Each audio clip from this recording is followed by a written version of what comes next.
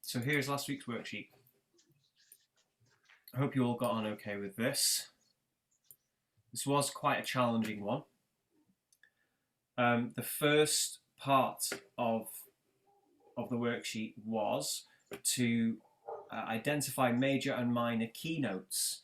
And remember, keynotes, or a keynote, other than being a type of speech, a keynote in music is the first note in a scale. So, for instance, in the scale of C major, the keynote is going to be C, because that's the home note, if you like. So, there. So there's a C to C. The scale goes from C up to C and back again, so therefore C is the keynote. In the scale of A minor, for instance, that A is going to be the keynote, so there. So it's up to A and back again. Important that you know what that means. I gave you the first example here. The example was C major. I took the easy one. So the first one was C there, obviously because the C is the keynote of C, and the relative minor of C is A minor. So the keynote of that would have been A. So we would have been looking for C for the first one and then A for the second. The next one here, you've got the key signature. So you also had to identify what the key signature was and what those two keys will have been. So the key signature here was B flat, and that denotes the key of F major or D minor. F major and D minor are your relative keys. So F major has a B flat in it, and F is going to be the keynote. The relative minor of F is D. There's the sixth note in the scale, 1, 2, 3, 4, 5, 6. Or, going down 3 semitones, we'll find you the relative minor as well. And the minor scale will be B flat. There we go. Descending. And there is your D minor scale. So your keynotes would have been F and D. The next one was 1 sharp, the key signature of 1 sharp, which is the key of G major or the key of E minor. So G major and E minor are the relative key signatures there, the relative majors and minors. Your circle of fifths will have helped you to find this. So in the scale of G major, we've got G to G with 1 sharp in it, which is an F sharp, so it sounds like this. There we are, there's our major scale. And then the 6th note in the scale is 1, 2, 3, 4, 5, 6, so it's an E. And we play the same scale again, but with the same notes. So.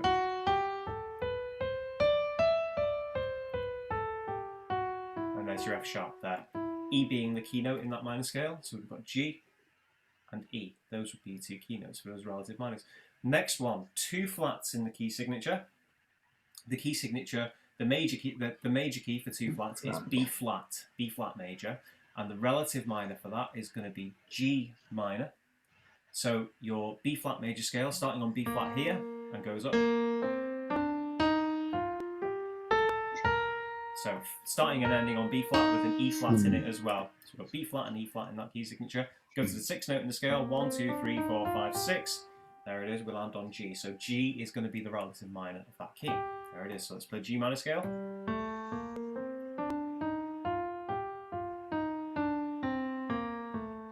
And there it is, G to G. That's your relative minor. Next one was 2 sharps rather than 2 flats. 2 sharps is the key signature of D major, and it is also the key signature of B minor. So there's D major there with the F sharp and C sharp starting on a D and going to the D above.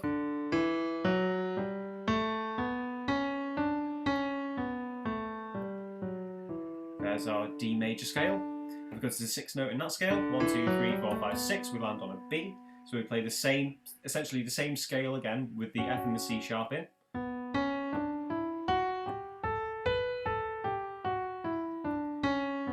And that's our B natural minor scale. And our keynote for that is B. So we've got D and B there. The next thing was to write out your natural minor scale. So this would have involved you identifying the key signature, finding out what the major is, and then from that going to the relative minor and writing out that scale. Now you didn't have to put any sharps or flats in or accidentals or anything like that.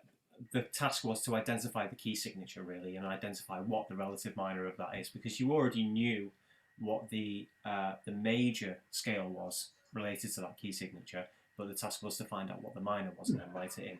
So the first one, no sharps or flats, which would have been C major, wouldn't it? So to identify that, we would have gone to the sixth note in that scale, or down 3 semitones, 1, 2, 3 to there, and that will have been the scale of A minor, which is A to A. There, okay. The next one was D minor, and that will have just been starting on a D to a D. So there we are.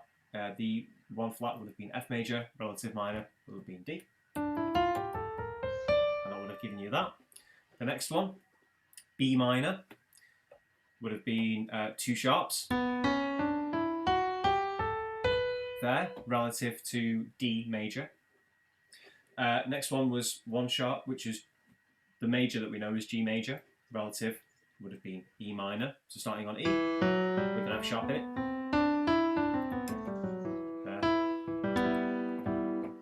And the next one would have been G minor with our 2 flats in it, so that would have been our B flat major scale.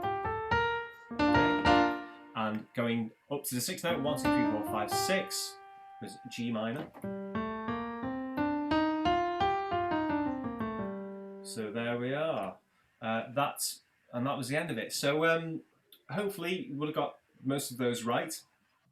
Has anyone got any questions about that or anything they want to mention about the worksheet before we move on to scale degree names? Okie dokie, alrighty. So let's do that now then. So let's move on to scale degree names. Now, I'll say a little bit about this. As you know, scales, major scales in particular, they are made up of 7 notes really. Now I know you have 1, 2, 3, 4, 5, 6, 7, 8 in a scale, and then you come back down. But the 8th note, if you look, is actually a repeat of the 1st note. So really, scales only have 7 notes before the 1st note, the tonic is repeated again. So for each of these notes in the scale, there are different ways to name these notes, and we call these scale degrees. So, for instance, in C major, the C would be the 1st degree of the scale, D would be the 2nd degree, E would be the 3rd, and so on. 4th degree, 5th degree, 6th degree, 7th degree, and then the C above would not be the 8th degree, it would be the 1st degree again, because the pattern repeats. So we've got C, D, 1, 2, 3, 4, 5, 6, 7, 1, 2, 3, 4, 5, 6, 7. Yeah. You might have done exercises when you're singing and things like that, where you've got 1, 1, 2, 1, 1, 2, 3, 2, 1, 1, 2, 3, 4, 3, 2, 1, like that. Those sorts of exercises, they refer to the scale degree names. So if you sing 1, 3, 5, 3, 1, that's referring to those scale degree names in C major, 1, 3, and 5.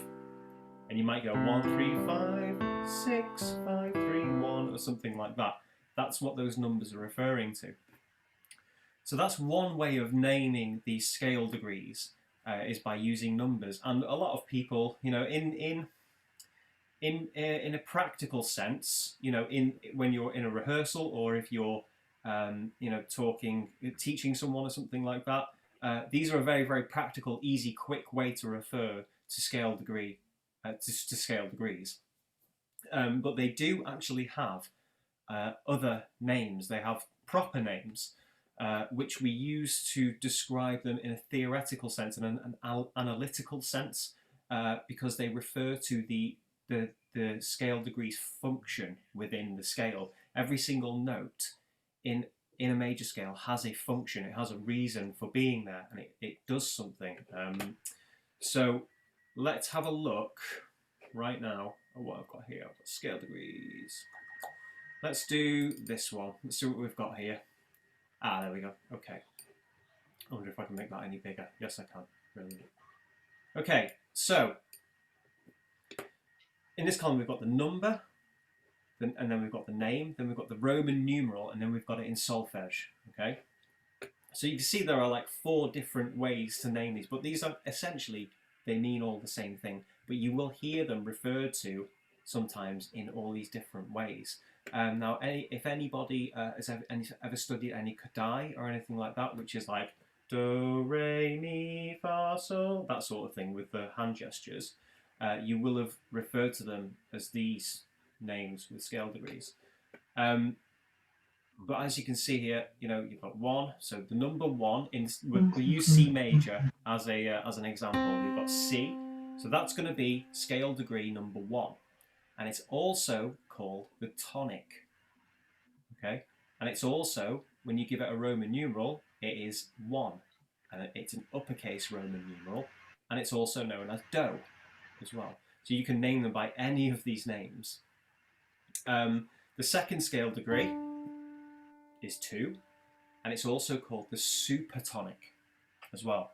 So the reason for this is because the first degree is the tonic, and the Latin meaning of the word super means above.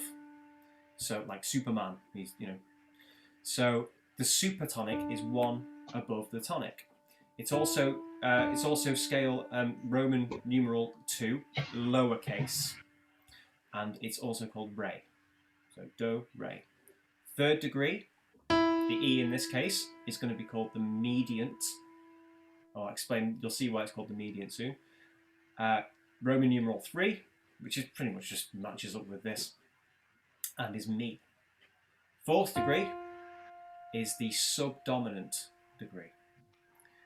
These names, by the way, they refer more to their harmonic function than their singular function. Roman numeral uppercase 4 and fa. So scale degree 5, the dominant, and that's Roman numeral 5, and then 6, we've got the submediant, which is lowercase 6, la, and 7, we've got the leading tone, or sometimes called the leading note as well. In the UK, we usually call it the leading note, and that's Roman 7, lowercase 7, and T. So let me just explain what these names mean. So we've got tonic here, first degree of the scale. Supertonic, meaning 1 above the tonic. Mediant, meaning in the middle of 5 and 1. Okay? And then we've got subdominant, meaning 1 below the dominant, which is 5. So if you look here, you've got the dominant, which is 5. And the subdominant is 1 below the dominant. And then we've got the submediant, this one, which is 3 below the tonic above. So we've got these two are both the tonic. So the submediant is 3 below the top tonic. And if you go back to the mediant itself is 3 above the lower tonic. So we've got those. Tonics, submediant, and mediant. Can you see the pattern there? There's another way of explaining those, which I'll show you in a minute as well. Now, the leading note, or leading tone. It's the 7th note of the scale. It's probably the most unstable note in the scale. The reason it's called the leading tone is because it really wants to lead to the tonic there, which is the most stable and settled note in the scale. So we go.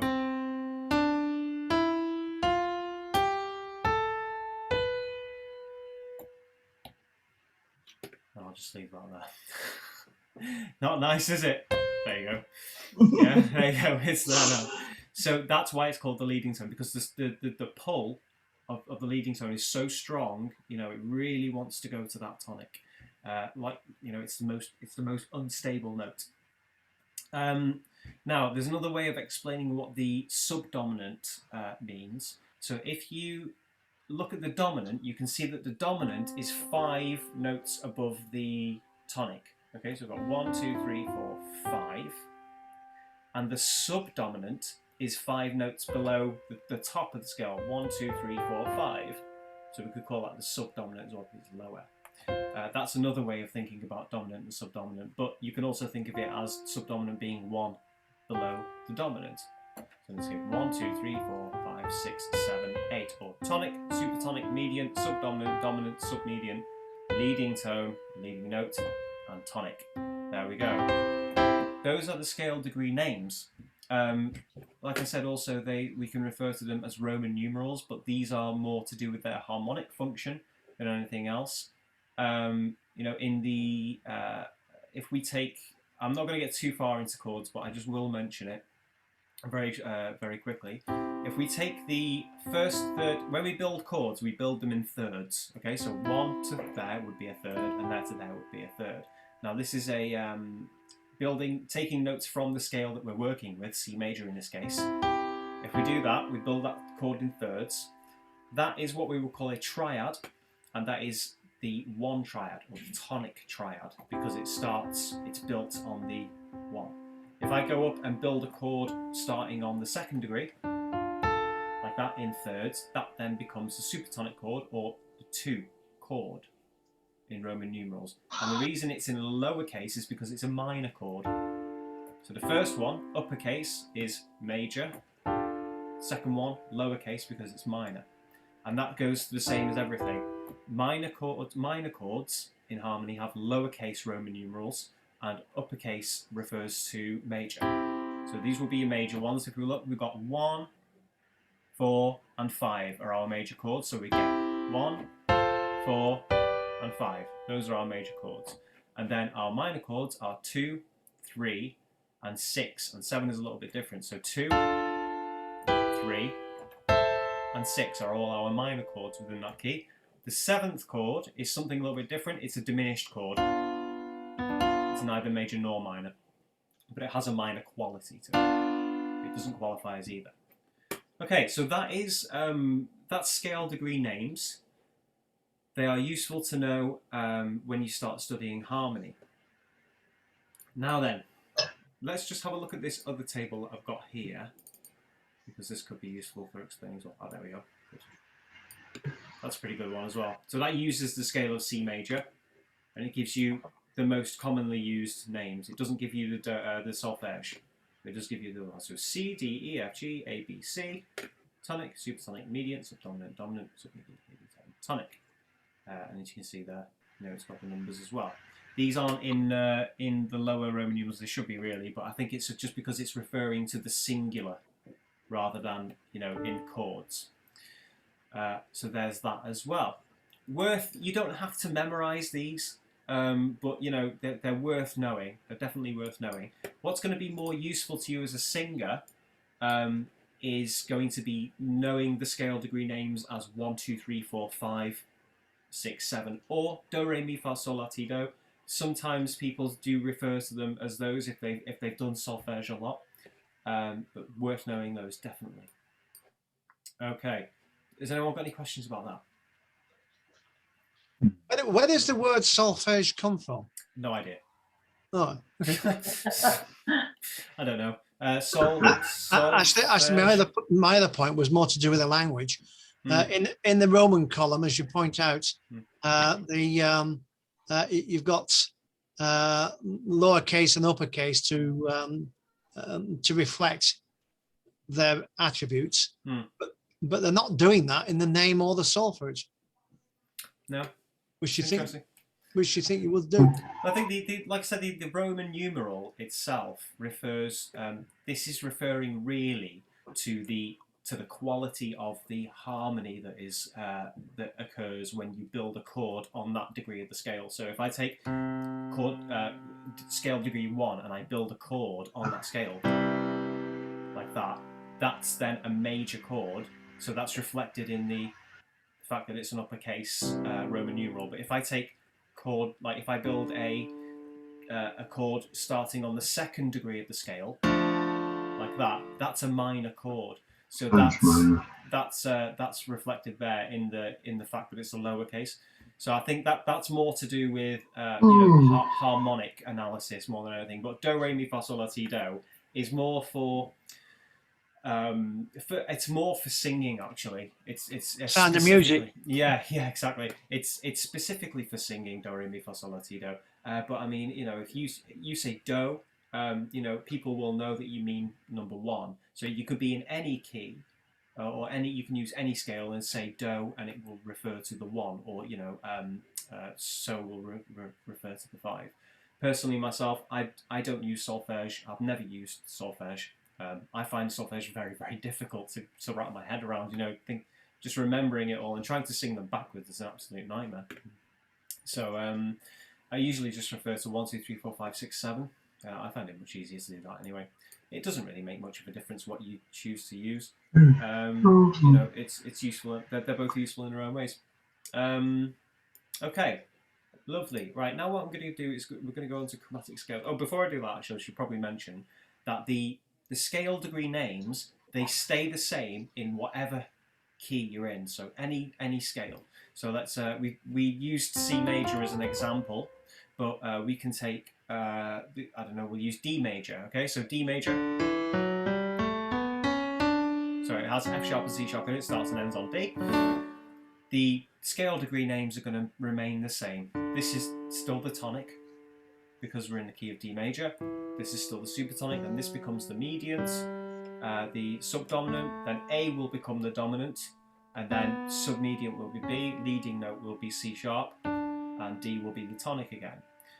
So the most important relationship, by the way, between in any scale and between scale degrees is the 1 to the 5, the tonic and the dominant. Those are the two most important notes in the scale. Yes, I'm not going to go too deeply into that either because I'll sit here talking all night about it. Now then, move on to chromatic scales now. So what is a chromatic scale? A chromatic scale is a type of scale where you use every single note going up. So if you look on the keyboard here, we've got the key C, okay? Now, you might think that the key D is next to C, but it's not. C sharp is next to C.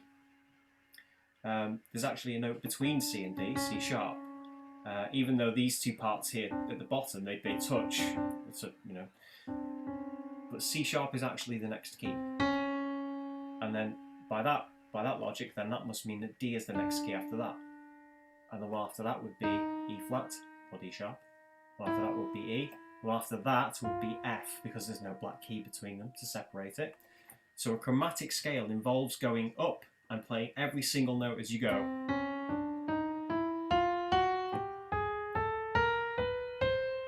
And that's the sound that you get from that. And you can go, you know, all the way. And that's every single note being played. Every single note on the piano, anyway.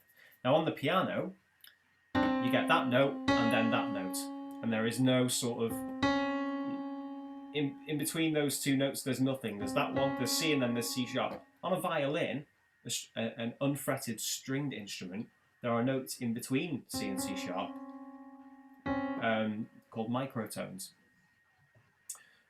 which you cannot play on a piano, but you can sing them and you can play them on unfretted instruments. And you can also play them on wind instruments as well if you're good enough.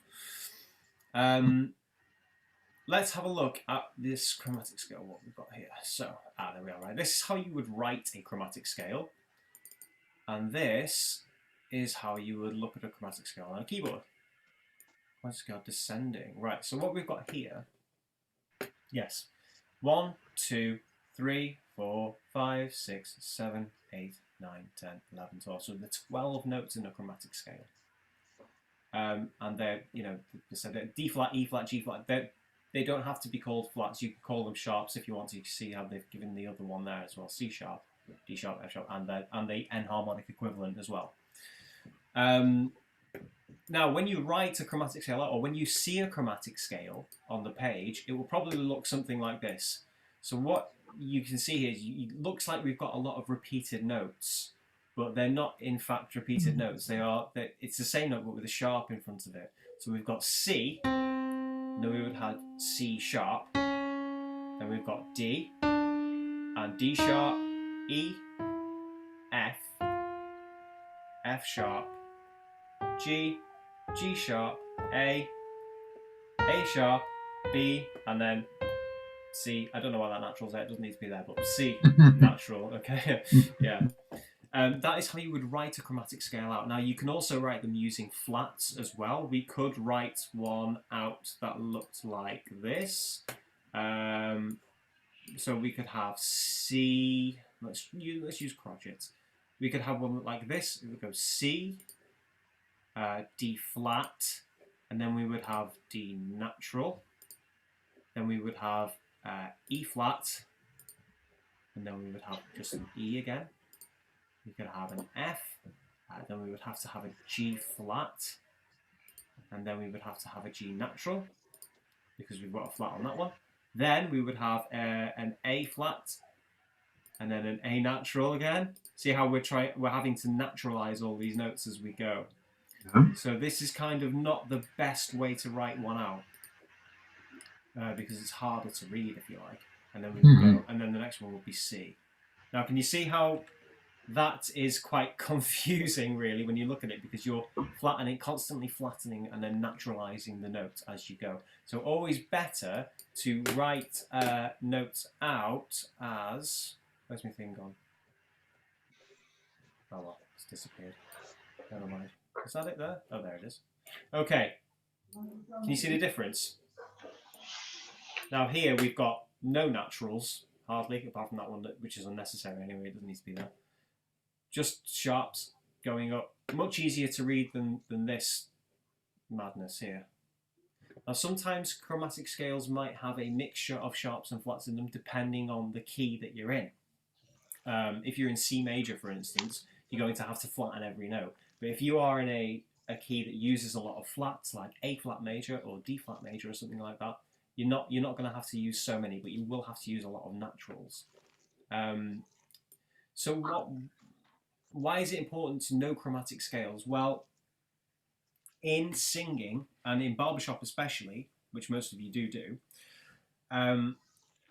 what you'll find is that if you are a bass singer, for instance, you hardly ever get to sing the melody.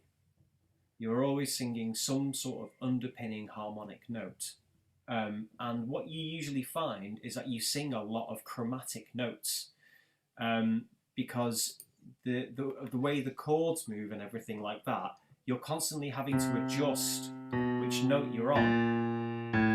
And if you are moving in a particular way through a bunch of chords or through certain harmonies, what you'll find as a bass singer especially, and a tenor singer as well, is that you will be doing this sort of movement going down. You might jump up to here and then go, and then this sort of thing. You see it a lot.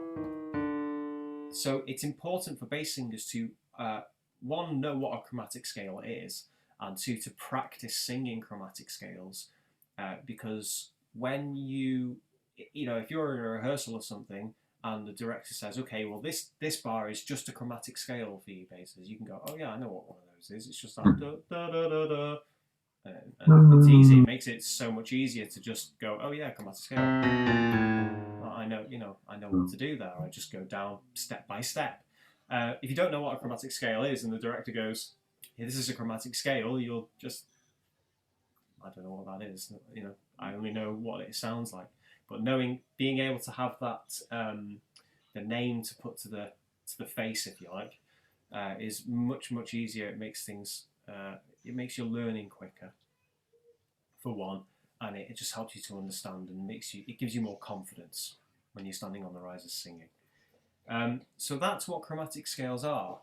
Now, a chromatic scale can go from the bottom of the piano to the top, or from the top of the bottom of the piano to the bottom, or a chromatic scale could be simply a series of 4 notes like this.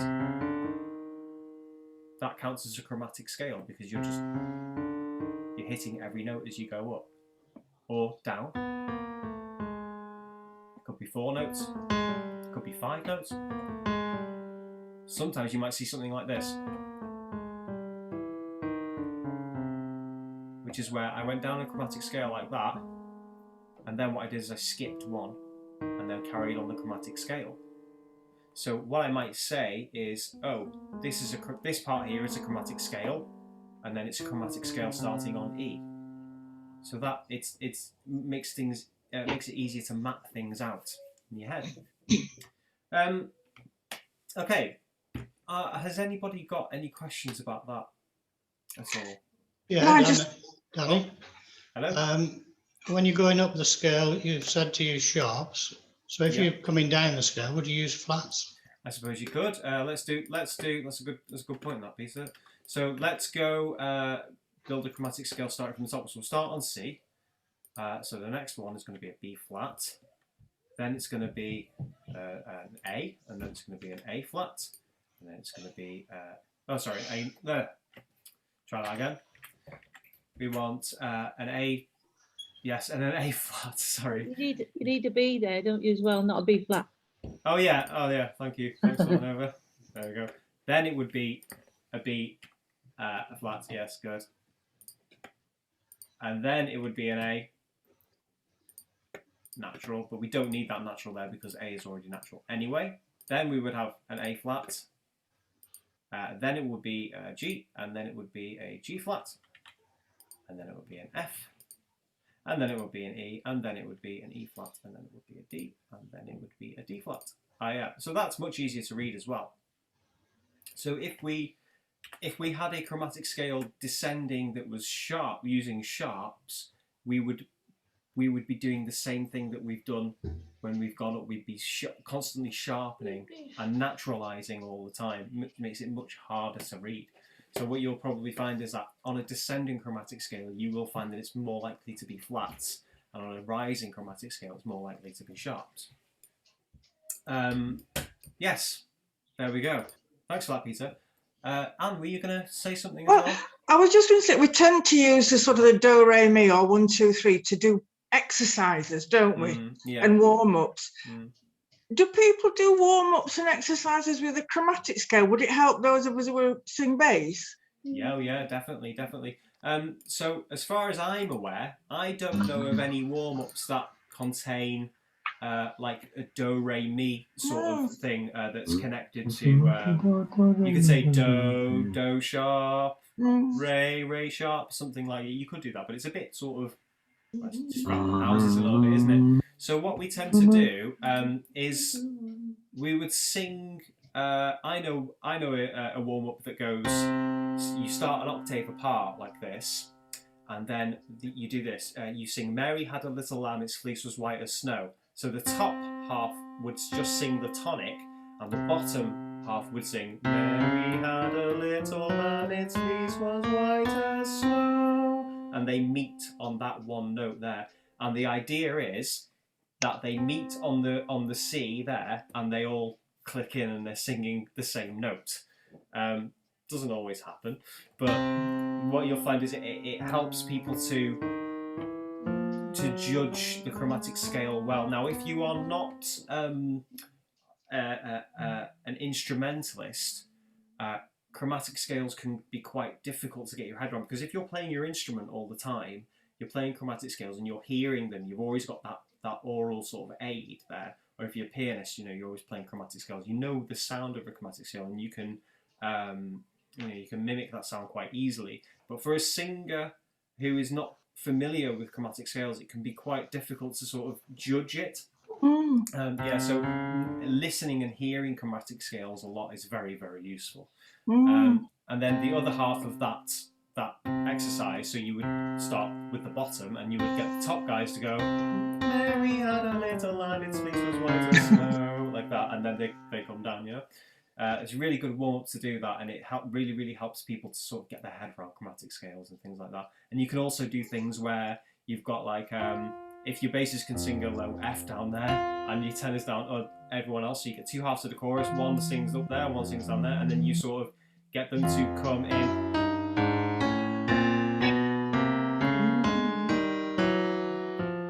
And they'll meet on that F there. So those sorts of things can help as well. And it gets you used to hearing like all sorts of weird harmonies and things like that.